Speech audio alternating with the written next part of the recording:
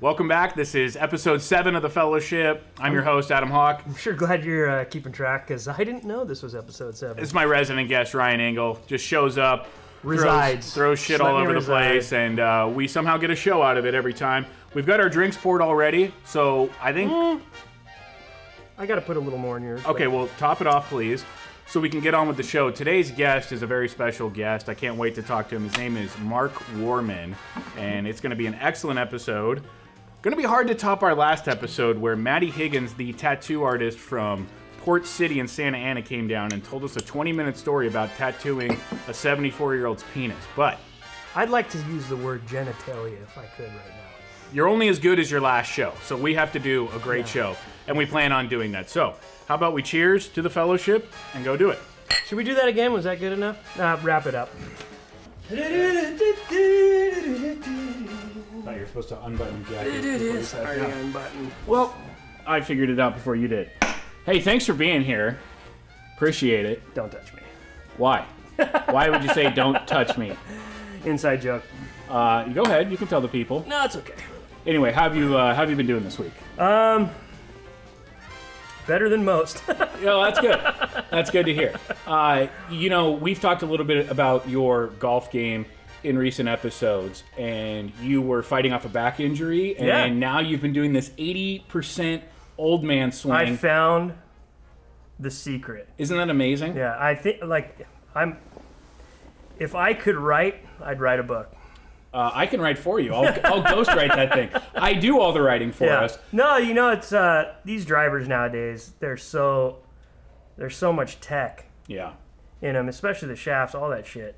And the harder you swing with whatever your shaft is tuned to, basically just the more spin you put on the ball. And these things and the ball and all the shit, it's just you go smooth and hit the center, trampoline, man. Yeah.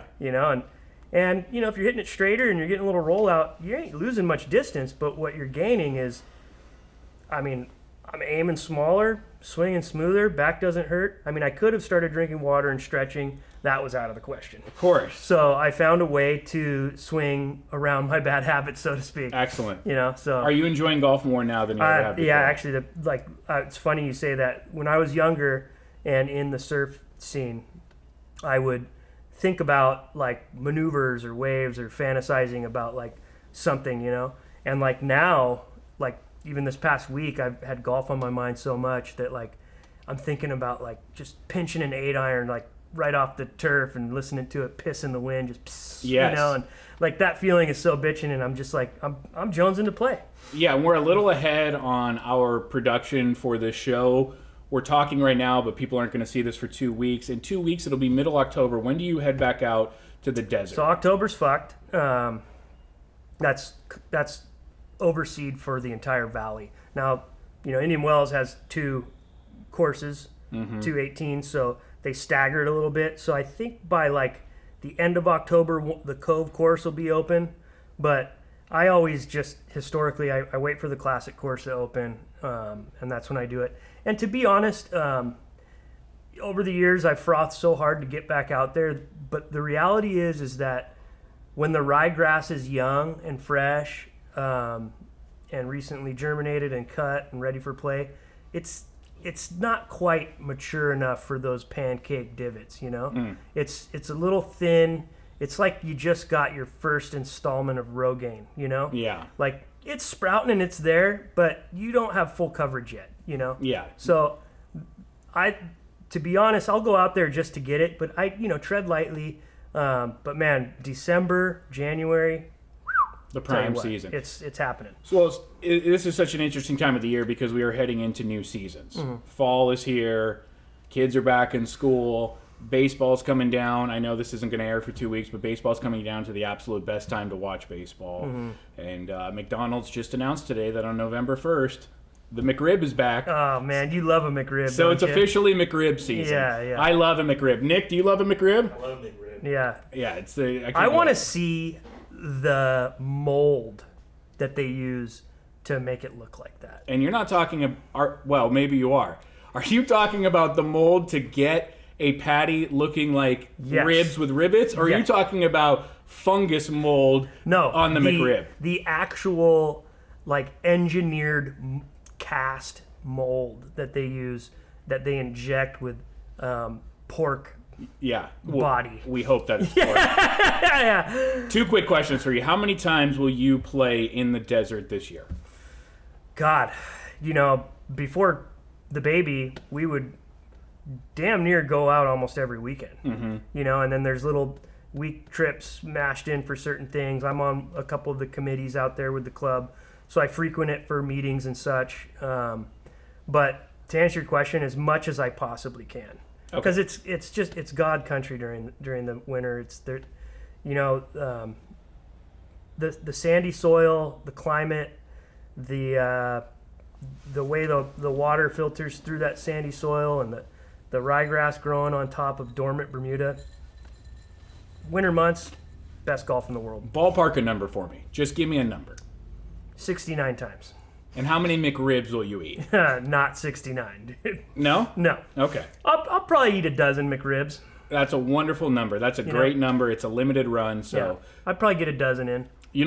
I could talk to you about McRibs and Indian Wells all day, but we have a very special guest. You actually booked this guest today, breaking the streak of the last 2 guests that I booked, Ted Sobel and Maddie Higgins.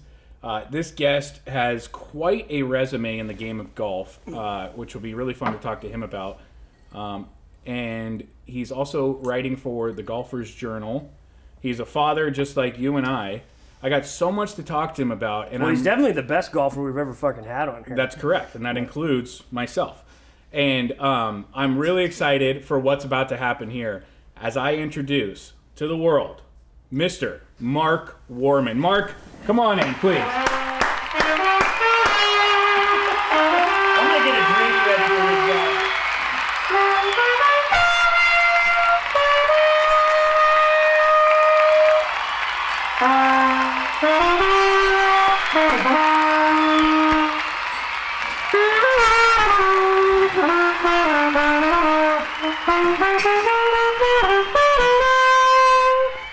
All right. That was beyond special. So that was not planned. I was very excited to have you on the show. You were just waiting back in the wings. Magically, a trumpet appeared, and you just knew how to play it. That's amazing. How long have you been playing the trumpet? I've been playing the trumpet for actually a very long time. Oh, yeah? I started playing when I was probably about the 4th or 5th grade. My father is a music teacher. He's a professor. Oh, so you had the inside track. So he groomed me a little bit early to That's awesome. to be a good trumpet player. What other instruments did you play? Well, started with trumpet. Grew into guitar at around the age of 12, and then To get chicks. Yeah, didn't pan out, but yeah. And then I played bass guitar and drums just for fun. Drums is just the most fun fucking thing. Drums are the most fun fucking thing. Absolutely, they really are. Even when you're sucking at it, you're just letting it go, dude. Well, it's a physical instrument. You just get to beat the hell out of things, and you get instant response. You know what I wish I learned how to play, and it was something that took, a slew of shit to do, but the piano. Of course. God. I mean, I would never want to go through what it takes to be good at piano, but I would love to be good at piano. I did not have the patience for piano. My aunt was a piano teacher her entire life, and my grandfather, my dad's dad, played piano and taught piano as well. So piano is in the blood, but I did not take to it. Yeah. Isn't piano technically a form of percussion? I think people say every instrument is based off of the piano. All the scales, and if you know the piano, you can could you usually imagine play if any you go instrument. to a fancy fucking dinner with your gal? Yeah. You have you're getting after it a little bit. You're dressed to the nines, feeling loose, and the shitty lounge singer's over there slapping the keys, and you just go over to him and you go, "Hey, buddy, why don't you scoot over for a second?" And you just let the place have it for one song. I mean, that could be the coolest big dick move you could ever do. Absolutely own the broom if you did something like that. Well, you're also the only guy in the world who would walk into a restaurant and tell the paid performer, "Hey, I'll take it from here," and then probably bust out with a little lean on me. That would be great to watch. But Mark, we appreciate you being here. You have an extensive history with golf. You started playing at 12 years old. That's kind of late. Yeah, it is kind of late. I did all the other sports before that, you know, the basketball, the baseball and all that, and I didn't play golf at all during those years. But I just started playing golf when I was 12. My grandfather kind of nudged me into it a little bit. Well, you came to the right place. It's going to be a lot. I thought that would go over well with you guys. Grandpa's teaching golf around here means a lot. It's going to be a lost art. Yeah, and he was a legend. My mom's father, World War II pilot, just legend. They lived on the Escondido Country Club down there. So they lived on this hole. It was the 6th hole, and there was a 3-hole loop that we would play 6, 4, and 5, and just back and forth, back and forth. And for all the I think we lived parallel lives. maybe. But all the family holidays, you know, the family would get together, and I would be just out there till dark. I mean, dude, you can't. There's just not enough daylight to suffice the addiction. Yeah, exactly. So finally, it was like time for Thanksgiving dinner or whatever. Mom called me. One more hole, you know? Totally. Yeah, and Gramps is just like. Yeah, let him play. Let the boy play. Let the boy play. That's awesome. Yeah. The boy did play. The boy went on to play high school golf right down the road at San Clemente. Go. Did you say Triton? Triton. Okay, yeah. That's why it's called Triton Way. King of the Sea. Well, I know now. Poseidon, sure. When I drive into work, I always see Triton Way, obviously named for the high school right there. You went there. You played high school golf. What was... And this is great because it doesn't end in high school, but what was high school golf like for you? High school golf was great. We had a cool group of guys, really small group of guys. A lot of the guys that still are at the Muni, you know, Cole Phipps and Wainwright, and you know, love me some Wainwright. Yeah, Wainwright's the legend. But a good group of guys. We had a actually extremely good golf team. Yeah. My junior and senior year, we went undefeated in league play. So we had, I think, 3 players from that team go off to play D1 collegiate golf, including you, including me. I was one of the 3, and you know, it was a good team.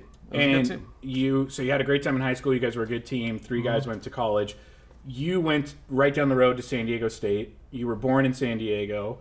What was that like to be able to go back to where you were born to play college golf? Well, it was great. I always wanted to go to San Diego State. Always. A lot of nice girls down there. There are. Yeah, there were. There were. But my dad was a professor of music at San Diego State since 1977. Would he have been proud of you playing yourself in on this show?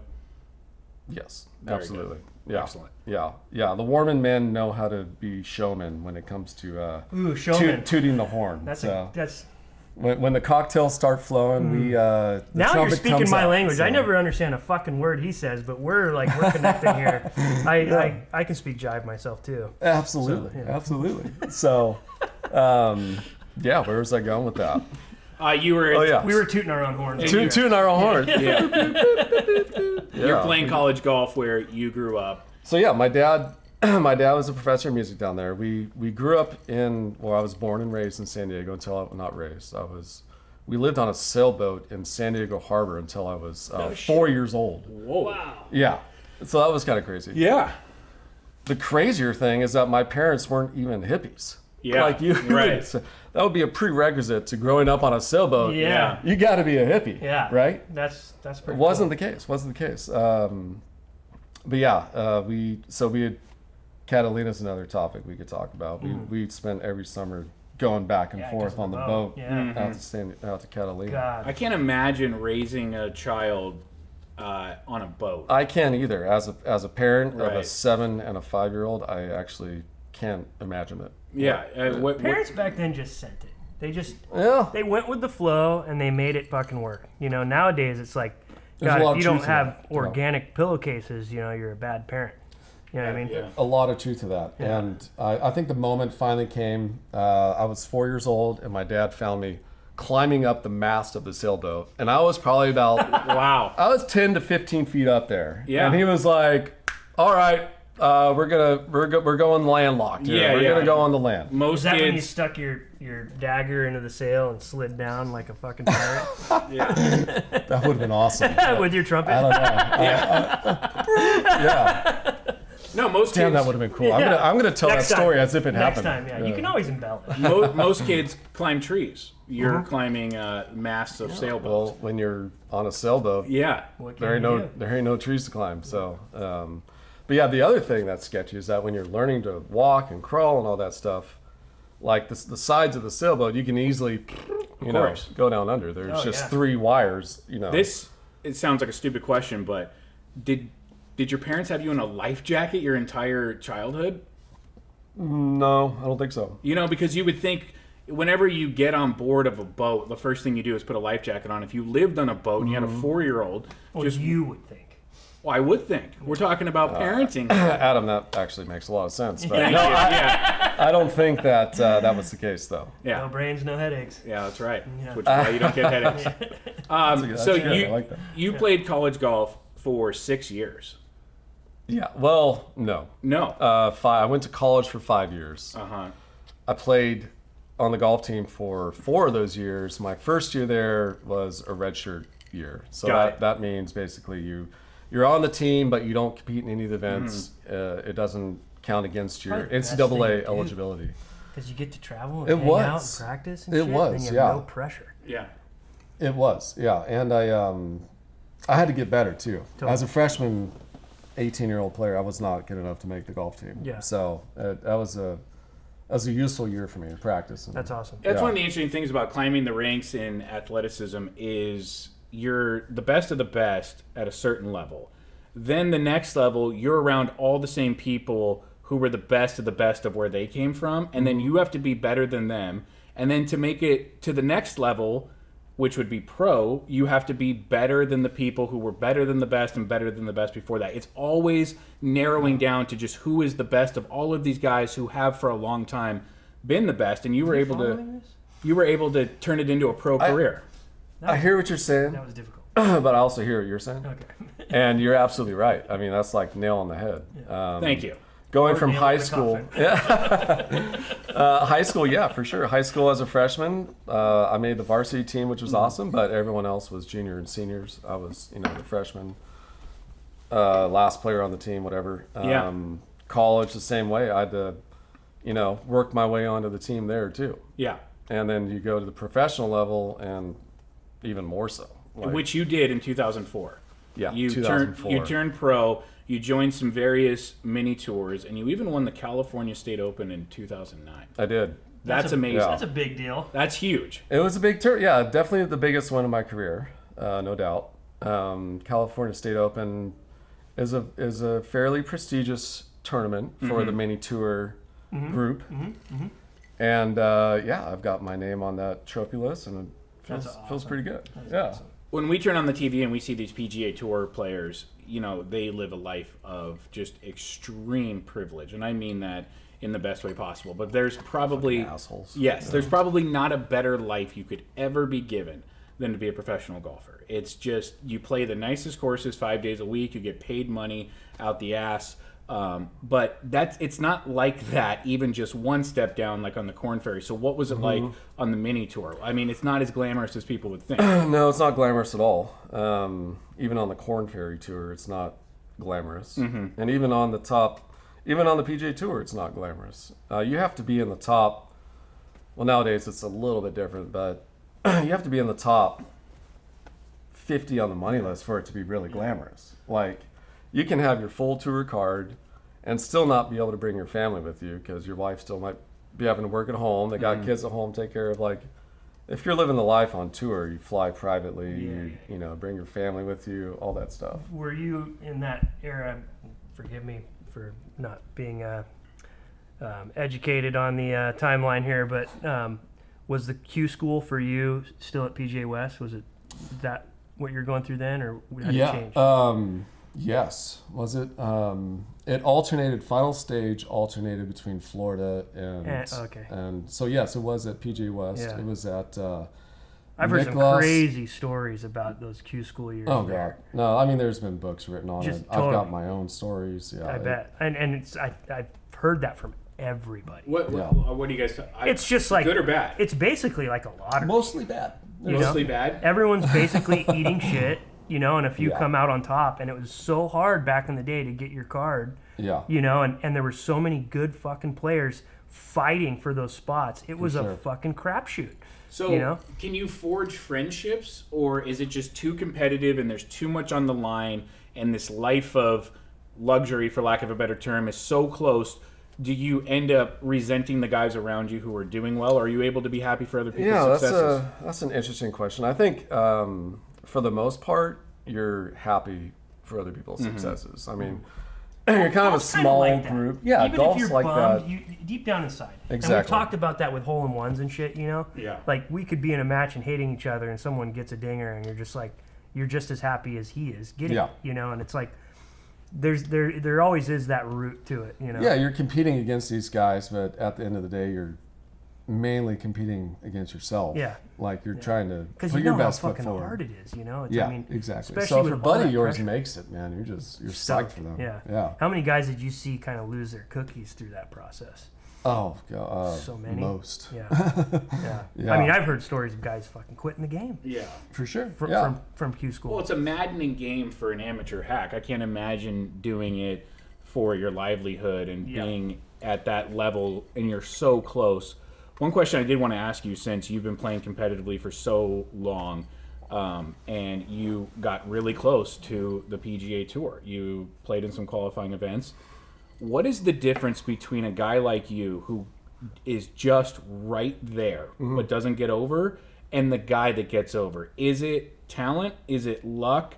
Is it resources? Because the difference between your game and his game might be like 0.2 strokes over the course of like 4 rounds. So it's just razor thin. What is the difference? Thin, or even I think my game was even better than some of those guys that made it. Totally. So you don't know. I think it's a combination of all the three things you just said. Luck plays a part. Resources. The rub of the green. Rub of the green. That's a real thing. But bottom line is that if you're going to make it, like you're going to make it. If you're going to get to the PGA Tour and win and have a successful career, you're probably not going to have too much trouble getting to the PGA Tour. Right. You know what I mean? Yeah. So that wasn't me. That was never going to be my path because I just, Q school was tough.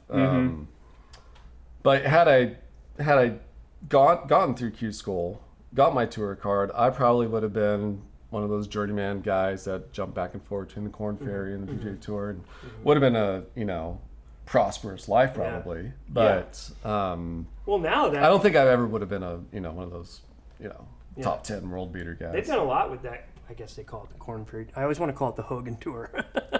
I always call it the Nationwide Tour. Nationwide, Yeah, we're after stuck that, in the Hogan Tour. That's old school. That's before the Nike Tour. Yeah, Wow. yeah. But because shit. their logo was so fucking cool. Yeah. I mean, it's the Hogan logo, but yeah, it's fun. The reality is, and even during the week, like when you go to an actual PGA Tour event and aren't there to just like mingle and walk around and follow your favorite players, like if you post up on a hole and watch the whole fucking field go through, you soon realize that the TV's lying to you. Absolutely. They're showing everyone who's having a good week. The reality is 70% of the field is struggling. They are 50% of the field's missing the cut, right? Or whatever the number is. And then on top of it, the rest of the guys who barely make it play bad during the weekend anyway. But, That's a great point. Golf is hard, and they show these guys like they're invincible. But the truth is, I mean, look at Fowler. He was a top 10 guy for how long? And we now haven't he's seen him on TV in how long? Struggling, Yeah, and it's just a matter of time. Everyone goes through it. You struggle. The game is fucking hard. And he's a genuine, legit dude Totally. too. And rooting for him. Hope he gets. I think he will, because you know what? Well, my opinion. I know this is way off topic, but the dude, and I don't know if this is his problem now, but he was one of those guys that was a fearless putter, and I feel like those guys have the most longevity. Those guys that whap in 4-footers hard. Like, I love watching that. Like, Fowler could wear the stupidest outfit of all time with his painter's hat over his ears and his Justin Bieber haircut and go against everything I love about golf. But, like, he gets to the putting green and whaps in a 4-footer with pressure just back of the cup, and you're like, I can get down with that. He's got no fear on the putting green. So I have faith sure. that he's going to get it back. But I do too. And I hope he does. And those outfits he wore early on were absolutely ridiculous. He looks so stupid. Yeah. A lot of people like that though, Yeah. and he was a major marketing factor for the tour, so they grabbed that and they went with it, and can't blame him for that. Whatever that year was a few years back where he got like second in every major or something. Yeah. It was like you didn't have a pulse if you weren't pulling for that guy to fucking get it done. Yeah. Serious. You know? Yeah. I mean, I'd wanted him to. I think it might have been the Open overseas where he had the closest shot. Maybe I could be wrong, but there was one of those where it was just like he was there and it was like, oh my God, dude, just win, you know? Yeah. Please win, you know? Yeah. But he finished second at the Masters recently. You mentioned that you're pulling for him. That leads me to believe, and you say that he's a good, genuine guy, that maybe you have come into contact with him. Yeah, definitely. I know Ricky a little bit. We played. let's get him on the show. Yeah, I'll call him up. No problem. I actually know his caddy really well, Joe Scavron. Great dude. I know Joe way better than I know Ricky, but I've met Ricky a few times. At various mini tour stuff. When I was playing the mini tour, he was still in high school, just kind of prepping to get there. He was playing some professional golf tournaments and stuff. So Yeah. anyway, I think he's a really, really good dude. Yeah, and I was going to ask, you've probably rubbed elbows and played golf at a certain time with a lot of these people that went on to be guys that we know or see on TV. Would that be a correct assumption? Yeah, definitely. Mainly in collegiate golf. There was, to name names. Please. I'm asking you to name drop, so I'll wear that. Hunter Mahan, Nick Watney, John Merrick, Bill Haas. Those are some of the guys from my class, That's my awesome. collegiate year, that went off to have really, really good success. How mention was that shot Billy hit out of the water? Dude, that was That was maybe so one of the sick. best shots I've That ever was so seen. sick. Yeah. And he's such a freaking awesome Yeah. guy. I know you guys have talked about him before because I Yeah. watched some previous Yeah. episodes. I and, followed him at the Hope that year he won, and Yeah. ever since then I was always a big Billy. I'm Haas a fan. big Billy Haas fan. Yeah. I've gotten to hang out with him a few times, and he is Yeah, as good as they get. yeah, that's awesome. Yeah. So you were born in San Diego, played golf in San Diego. Who is the best San Diego golfer of all time? And Phil give Mickelson. Well, here are the options first. There's no doubt. There. Billy Casper, Phil Mickelson, Xander Schauffele, or the obvious choice, Charlie Hoffman. Yeah. I love, dude. Wasn't Gene the Littler on garbage. there? Yeah, but I Gene forgot Littler. how to pronounce his name, so I skipped over. Oh my God! Well, that's egregious because mean, Gene Casper- Littler was a San Diego State Aztec, Yeah, much as myself, on the golf team, and U.S. Open winner. And no, Phil Mickelson tops that list 100%. Nobody close. runs up the leaderboard to lead Thursday at the Masters like Charlie Hoffman. And nobody A coughs lot it of up. 65s in that first round. Yeah, for sure. And that guy curses himself every year. at no Augusta. one enjoys dude. that Thursday post-round press conference at Augusta more than Charlie, and no one enjoys completely blowing it on Friday like Charlie. Now, I love Charlie. I affectionately call him Garbage Truck Chuck because he wears the waste management stuff. The garbage man, Yeah. It hasn't caught on yet because this is the first time I've Clearly, said it I've never heard it publicly. So, yeah. But you really do believe Phil Mickelson is the best San Diego golfer of all time? Undoubtedly. Yeah, undoubtedly. You ever played with him? Yes, I have, as a matter of fact. Has he funny- tried to take $1 million off of you? The Well, guy can't play luckily- unless he's gambling. Luckily, the times that I played, I've played with Phil 4 or 5 times, and luckily I've been on his team. I've been his teammate all those times. Good. So that worked out well for me. Yeah. That's cool. The first time I played with him was I qualified for the 2002 Buick Invitational at Torrey Pines on the PGA Tour. And at the time, I was living with his brother, Tim Mickelson. He was our assistant coach at San Diego State. Oh yeah, that's right. And yeah, he used that as a platform. He got the head coach job at USD right after that, then the head coach job at ASU after that, and then he recruited John Rahm famously, and then it all went from there. But anyway, Wow. Now he's schlepping Phil's clothes now he's around. schlepping. He's a caddy, and it's like, what the fuck are you doing? I think they're just having. A you little were John brotherly Rahm's love, you agent. know? Yeah. You were his agent, and now you're no. He That's been picked great. the worst time to jump on Phil's bag.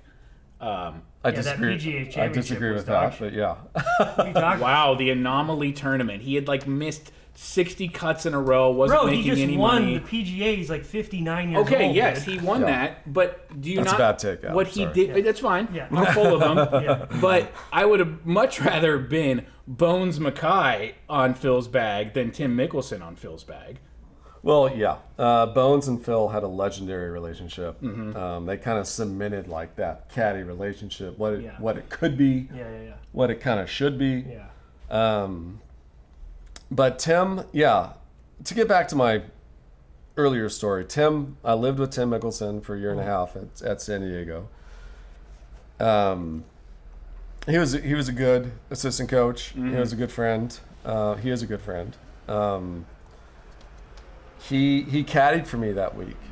I asked him to caddy for That's me. So cool. he lined up a practice round with Phil Mickelson. Oh, that's cool. Wow. On Tuesday of the tournament week, we played. Another teammate of mine, John Lieber, also had qualified to play in the tournament that week. So it was me and Phil versus John Lieber and Dennis Paulson, another San Diego State Aztec. Who, I don't know if you guys know, but he used to be a long drive champion, wow. turned PGA Tour player for many years. He actually won, I think, at least one event on the PGA Tour, but now he's on Sirius XM PGA Tour broadcast. Oh, cool. Dennis Paulson, local guy, great guy.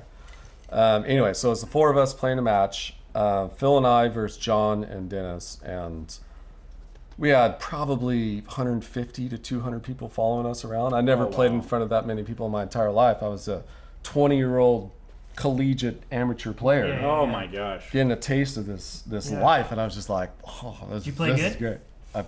I played phenomenally. Wow, That's good awesome. for you. I was going to ask played- you if you were nervous, and if Oh, I was so, very nervous, yeah, very what made you more nervous? Playing with Phil and being his teammate and having to hold your own with Phil, or having the hundreds of people around you? Definitely playing in front of Phil, being his teammate, trying to help out the team in somewhat. Playing in front of that many people for the first time, I enjoyed it. I love playing in front of people. Yeah. Every time I've been able to play in front of people, it's been great. My great. game's elevated, and I love it. That's awesome. Some guys like the butterfly. Some guys, yeah, and whenever I've been nervous, that's been a good sign Yeah. for me. I've always cool. played my best golf nervous. If you, I'm sorry. Mine's Go ahead. usually whenever I'm drunk, I play good. Yeah, well, that's So you play good all the time. Yeah. Well, you would think. Maybe I'm wrong. Maybe rethink that one. Hey, if you think you're playing good, I want to be Yeah. good. Yeah. I'm ready to be good. good.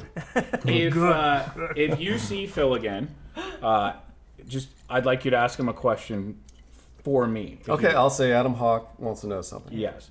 I want to know. And he'll go, I know exactly who that is. I want to know how nothing in the world ever sticks to this guy.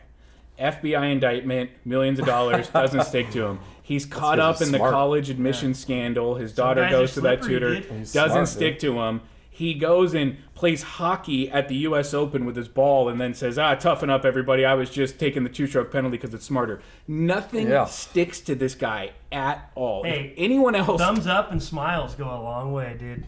Yeah, they You certainly know? do. And That's he's right. great with the fans, and, Great with the fans. and so it's probably that's just pure manifestation, dude. I think he's really smart. I think he's a smart guy. Oh, he has to be, yeah. In terms of the indictment, I think he knew where he stood on that, and he was pretty much scotch-free. Yeah. He was good. I don't think he would ever knowingly do anything that would implicate him in some kind of illegal activity. But Who knows? Now? who knows? Yeah, who knows? Who knows? If Phil Mickelson could not gamble on golf, would he have quit a long time ago? Probably. That's not a bad take. Yeah, he is addicted to gambling. He's one of those guys that you can just tell loves golf, though. He loves golf. Like he loves the gambling, but Arnie was the same way. Like Jack, as he got older, he'd play some of those senior tour events and shit. But you could just tell that that dude'd rather be fly fishing. Arnie'd be out there. His game could be in the tank, and he'd play Monday through fucking Sunday, dude. Yeah. I don't care. I'm flying to Latrobe tomorrow to play with my guys for the Monday money game. Some guys love it. Some guys are just naturally gifted at it. Take like a Bruce Litsky. When you said that, it reminded me of Bruce Litsky. He would rather do anything but golf, but he was so naturally talented. You heard that story of Bruce Litsky? How he the last tournament of the season, he bailed, and his caddy always gave him so much shit for never practicing that his caddy put banana peels in his head covers in the trunk of his car. And when it came to the first tournament of the year, the next season, popped the thing, and there were fucking moldy banana peels in his head covers. He didn't touch his clubs, dude. That's amazing.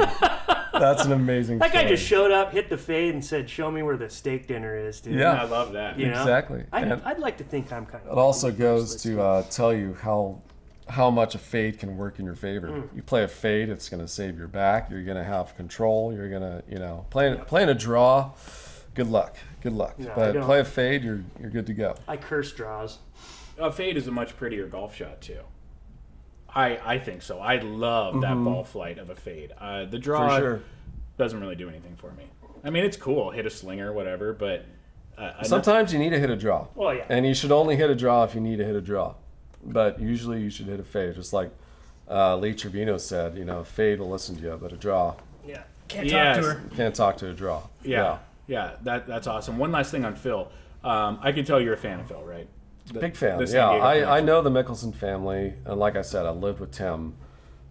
His parents lived right across the freeway from San Diego State where we lived, about a 10-minute drive. So we would go over to their house every now and then and build these sports scope things that Phil Sr. developed.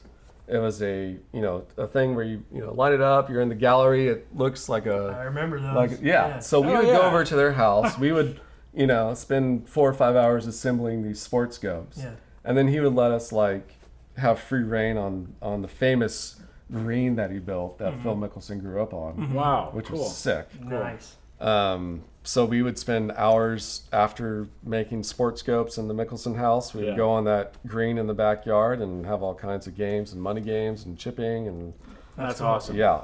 Yeah, I was gonna say, Phil, the day he turned 50, he couldn't get that senior card fast enough because he knew this is the youngest I'll be playing these guys, and I don't know, you probably know this. He's 2 for 2 at those events. He's won them going away, and it's the easiest paycheck in the world. They only play 3 rounds, not 4. That's a dream tour for sure. Right, and he just no runs out cuts. there. Yeah. And it's funny because he's playing on both tours at the same time, and he told the media once, "I'm practicing for majors, getting ready at these senior tour events. I need to keep sharp." And I'm just reading that bullshit, dude. This is the easiest paycheck of your life. He said it before the U.S. Open at Torrey this year. And it's if you wanted to get ready for that, just walk out your backyard and play Torrey. But he's off in the middle of America just absolutely beating these geriatrics and collecting these giant cardboard checks. And There's some players out there. and he's For just sure. smiling and he's cashing these giant checks. And Phil, to me, is just his unabashed love for collecting money it's an all time. He is a really good gambler. Tim was a good gambler too. He was he liked the ponies. Tim did. Is that right? Pony man. I like Yeah, that. Del and Mar so, guy? so does Phil. Yeah. And they like to gamble a lot. And Tim kind of introduced me to that world. And so I like to gamble too. Yeah. What's your game? Golf. You like I to like to gamble bet on golf. myself. That's Yeah, great. I like to bet on That's myself. fun. Yeah. I have fun at the casinos. I don't take it too seriously. Right. At the casinos, but I enjoy being in a casino playing some blackjack. That is a fun That would game. be my game That is a fun if game. that's what you're asking. Yep. I never got good enough to learn craps. I tried a few craps always wanted tutorials. to, but I I just always don't have wanted to the too. patience, I've even read a few books and stuff on Yeah. craps, and I was like, I It still looks don't like get a it. lot of fun. Yeah, I just was playing a lot of craps in Vegas a couple weekends ago. It is a very, very easy game once you figure out what's going on. Not easy to make money, but easy to understand. There's just 3 things you need to know. That's what I've heard. Yeah, and all you need to do is just go with someone. They'll go through a few rounds. They'll tell you what you're doing, and then if you're a hot shooter, the table loves you. It's the cool game where everyone at the table. Yeah. They don't let you do that anymore. What? Yeah, no. Oh, COVID? 19. It's not only that, but they don't want you putting the dice near your sleeves at all. Because there's so much cheating that goes on. That's better to hear than it being a code protocol. Yeah, it's and you can't ever pull the dice off of the table to throw. Your hand has to stay over the table the entire time, and they're very strict about it. Because there's some magicians out there. Oh, yeah, and you that know, can like, and it's, you know? it's and it's funny because it's like we're playing the $5 table at the Excalibur. I mean, who's cheating here? You know, I mean, we're already Go to the Excalibur. well, yeah, and I'm just making the story a little bit better. We were at the New York. But the point is, like, who's cheating there? Were you in cosplay, dressed like a fucking knight? I had no idea you knew what the word cosplay meant. Good for you. Good for you. That's a good word. Before Cosplay. we get off of the subject of San Diego and golf, you brought up Torrey. Do you have a soft spot in your heart for Torrey? I do. I have a major soft spot in my heart for Torrey. Same. Even before I played the Buick Invitational there, I had won a collegiate tournament, my first collegiate victory ever, my one of two. And it was at the UCSD Invitational. And I won that tournament. It was a 2-round tournament. Great. I also played the SCGA Amateur there, and I finished third or fourth. I did pretty well. I was pretty psyched on it. Nice. So yeah, Torrey has a soft spot in my heart. It's a great course too. Yeah, and especially now, at my age now, looking back on it, like even that was my first and only PGA Tour event. Yeah, it was great. That's awesome. Yeah. It hurt me that it got, because I love Torrey. It hurt me that it got shit on so much after the U.S. Open for being a bad major championship venue. And it was like, in my opinion, it's hosted 2. 08 is the most memorable major in the history of golf. It was I wouldn't disagree with that. 5-round, 91 holes. Yeah. It came down to America's favorite schlub, Rocco, who's wearing the same red as Tiger on a Monday. That was weird. And, that was weird. And you know, we all know what happened. And then this last one, it was for about an hour the tightest A-list leaderboard ever. And then Jon Rahm was the only guy that could survive Torrey, as everybody else shit their pants. But Jon Rahm didn't.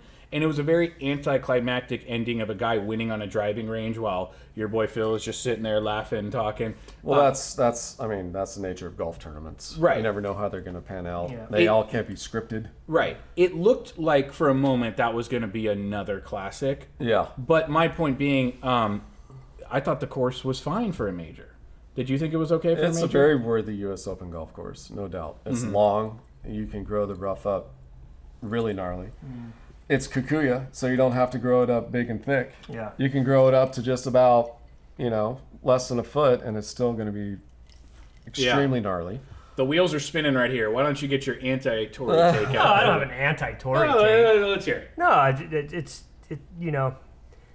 I like seeing the hay, and really penalizing the missed fairway. And, obviously there's spots in Kikuya that are unplayable, with 3-inch rough. You know what I mean? But I didn't think that the course was so bad. I just thought the USGA just didn't. I mean, we went to the tournament, and we walked around it, and I was like, this sure doesn't feel like a major. Well, a lot of that had to do with them putting the tournament on. And I get it, everyone's using the COVID excuse and shit. But you know what I mean? So what was the issue? I'm Nothing major, but hey.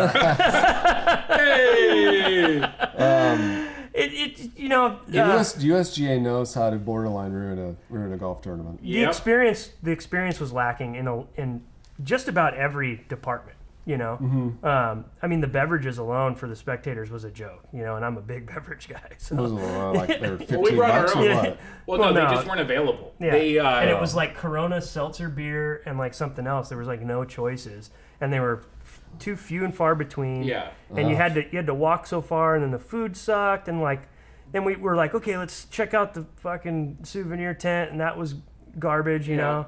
And I was just like, dude, what are they doing here? Like, what they this were should doing- be like my point is like, of all the majors, the Masters just puts together the kit and caboodle. Yeah. They are buttoned 100%. up from floor to ceiling in every way. You get a fucking napkin from them, and it feels special. And it's like, and you keep it as a souvenir. That's what I'm saying. Yeah, you keep your trash as a souvenir. And my exactly. point is like, these guys have a blueprint that is not a secret.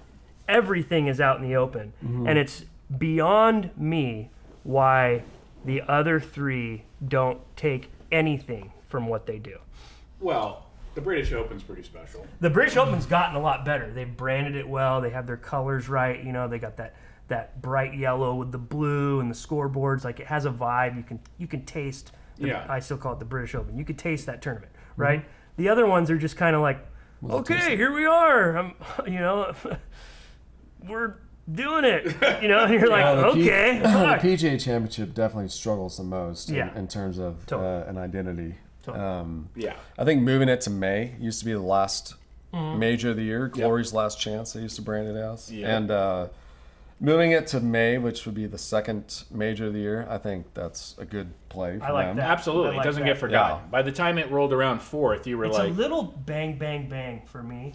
For sure. I agree. 100%. You know? Yes. But me other too. than that, and they did that because they've got to squeeze in the FedEx Cup playoffs at the end. Which by the way, is the biggest horse shit in the entire world. Yeah. That... Agreed. No one could care less about the FedEx Cup champion. I could ask you guys right now who won the FedEx Cup this year. You might know, but not a lot of people are going to know that it was Patrick Cantlay. Yeah. Was it? Yeah, that's right. And who cares? Yeah. That's right. Who cares? I already forgot. And then the announcers are like, they're playing for $15 million. Well, I'm not. Yeah. I'm watching this, and I don't care how much richer this rich guy gets. This golf sucks. And the fact that they start it where one guy is 10 under... That's the weirdest thing I've They ever set seen. it up to completely be a Sunday two-horse race. Welcome to the NBA Finals. The Lakers have a 10-point advantage going into this game. You know, it's like, who the fuck does that? Yeah. No one in the history of golf has ever started a tournament with a skewed leaderboard. It's so messed up. That's They're egregious reaching. to say They're the least, reaching. but- They're trying to figure it out. Yeah, and I don't blame them for trying to figure out new avenues, new things, because the FedEx formula, since its inception, which was, I don't know, 2009 or 8 or 7, something like that, it hasn't worked. Like, it's never really worked. Yeah. You would get undeserving FedEx Cup champions virtually every year, except for Tiger. He's the only one that, like, actually deserved it. Correct. But yeah, I mean, they're trying to tweak the formula, figure out what's going to work. But the fact that they, to your point, they condensed the major championship schedule kind of sucks. Yeah. Because the major championships It kind of fucked the whole season up, really. You know, because it made the other tournaments really not that interesting. They're out there on an island. Totally. You know what I mean? And it's just like, tune in next week for the fucking, you know, Mutual of Omaha Classic. And I don't know if it's just like where I am in life right now and how I pay attention to golf. It's got to be a lot of it. Yeah. I am tuned out completely to regular tour events. Totally. Can you pass me that? Yeah. Thank you. You want to get drunk? Yeah. Let's bring it back to San Clemente, as I like to say, San Clemente. I gotta get a little ice too. I did want to talk to you about this. Thank you, sir. You've played a lot of golf courses. I have. And been very fortunate in that regard. Yes, one of the greatest munis ever is right here, and 100%. You worked there. I did. Yeah, which is amazing. The first thing I want to ask you is this: the Pacific Ocean, I looked it up today, is 68 million square miles big. That is fascinating. I've never heard anyone say that stat. And that and the reason I bring it up is because Muni has quite the bombastic tagline, the pride of the Pacific. The Pacific is massive. Mm-hmm. Where do they get off calling themselves the pride of the Pacific? I'm pretty sure Pebble's on the Pacific. I could be wrong, but Dave Cook, the longtime head professional at San Clemente Muni, his father, Alan Cook, was the head professional before Dave.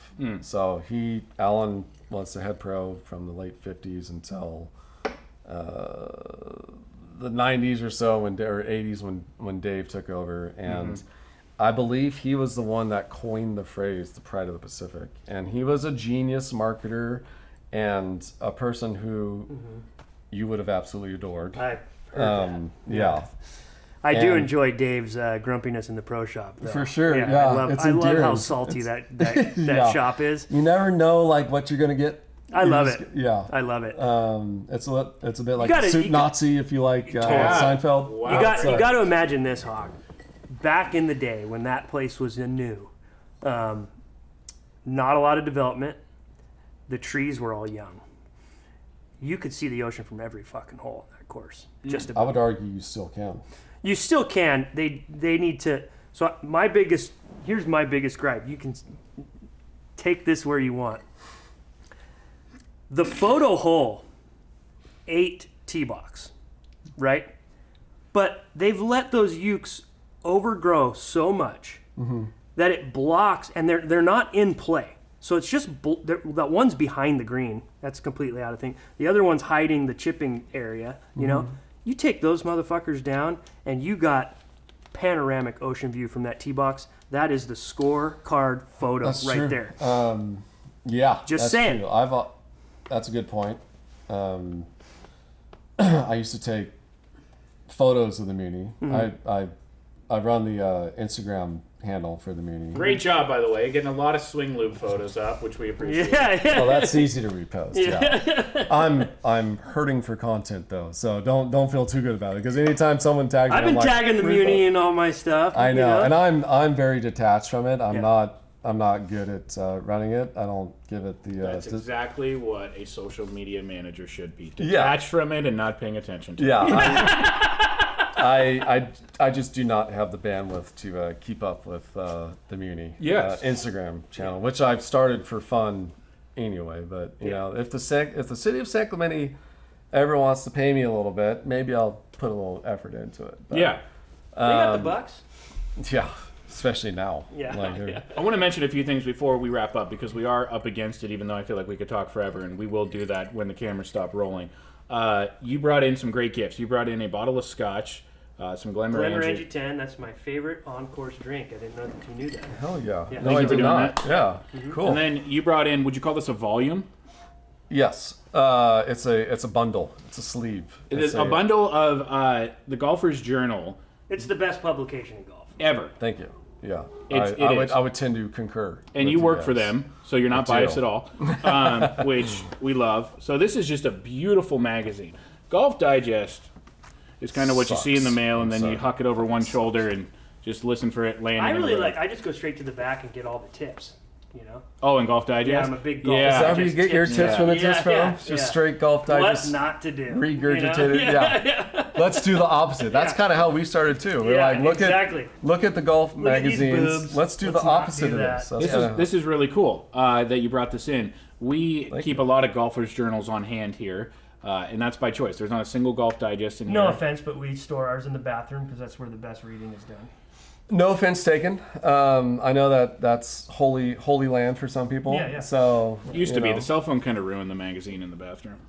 The cell phone ruined a lot of shit. It did. There's an episode.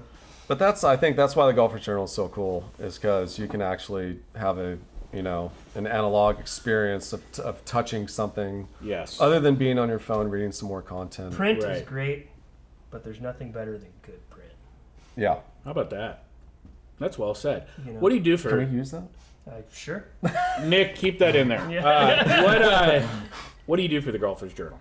Well, we all wear many hats because we're a pretty small crew. But my job titles are key account manager, meaning I kind of just keep all of our golf courses and everyone in check, and distribution manager. So I'm doing a bit of everything. I get the events on board. I talk to golf courses, get the contract signed. I make sure all of our resorts are getting their copies and on board with what we're doing. All of our golf course outlets, our country clubs are displaying the magazine, and it's a bit of a tough job in the sense that golf courses are used to and they expect to have the magazines just delivered. Where there's not a free copy of the Golfer's Journal. We don't give them away, except for these ones I just gave you. Those are the only ones that we give away for free. But no, my part of my job is to get golf courses on board to actually pay for these copies. Yeah. And it's actually incredible the amount of golf courses we've been able to get on board. Great. With that. So PGA pros, I work a lot with PGA pros. Some of them absolutely get it, some of them don't, and you just kind of sift through it. It's a numbers game. Yeah. Exactly. Well, that's cool. But my job is basically sales. Yeah. For the Golfer's Journal. Between Golfer's Journal and all the golf that you've played for so long and the people that you've met and the status that you've achieved in the game, is there a tee time in the United States of America that you cannot get? Absolutely. Yeah.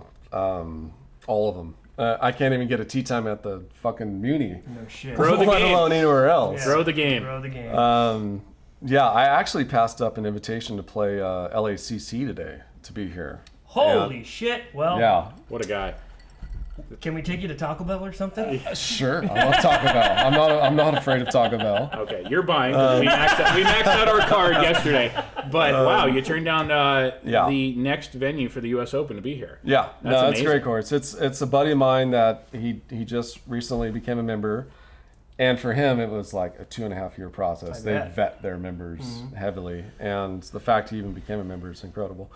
But yeah, I was waiting for this invite for a while from him, and it finally came. I had some other shit to do this morning, so don't feel bad. But No, we do feel bad. Yeah. You're Good, making me 'cause feel that's why- worse. that's why I yeah, brought you're it making up. me feel worse. I like by the when they moment. spell it out. The Los Angeles Country Club. yeah, There's some class to that. Can I put you on the spot? As we wrap up the episode, there are 3 things that we want to do. We want to give you a lapel pin for being a great guest. We want to do a cheers, so let's make sure our glasses are filled up. But before we do any of that, I should fill mine up again. well, yeah, I mean, no one's got to tell you or twist your arm to fill your glass up. But Pardon me. can you take a couple of seconds to maybe think of one more ditty you can play on trumpet right now? sure. A nice 30 to 45 second one would be fantastic. I mean, I hate to make you perform, This but might help.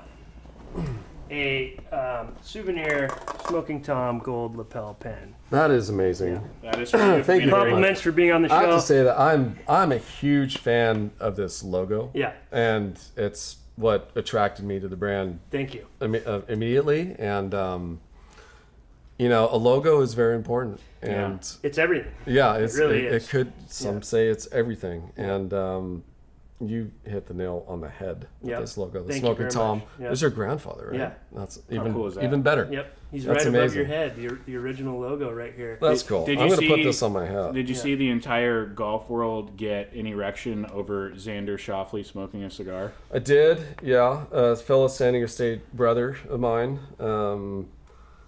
A newsflash: fucking golfers smoke cigars. So Yeah. I don't know why that got so much attention. Yeah, and newsflash. You know there's a lot of nerdy golfers out there Yeah. who Yeah. get surprised when a pro smokes a cigar. And- Also, if only there was a company that had a logo where a guy was smoking a cigar, and if only they worked in the golf space. well, at least it brings attention to the smoking of the cigar. Very true. Which is like, Very true. you know, you guys can play off that. So Yeah. that's good. Absolutely. So, are we? You've got your lapel pin. Are we ready for a little ditty? And I then we'll am. do a You know, cheers? what should I play? When the Saints come marching in. Oh yeah. Okay, I can play that. Oh,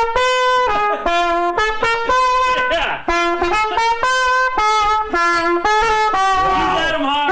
I'm Ryan Engle. This is the one and only Mr. Mark Warman. Mark Warman, baby.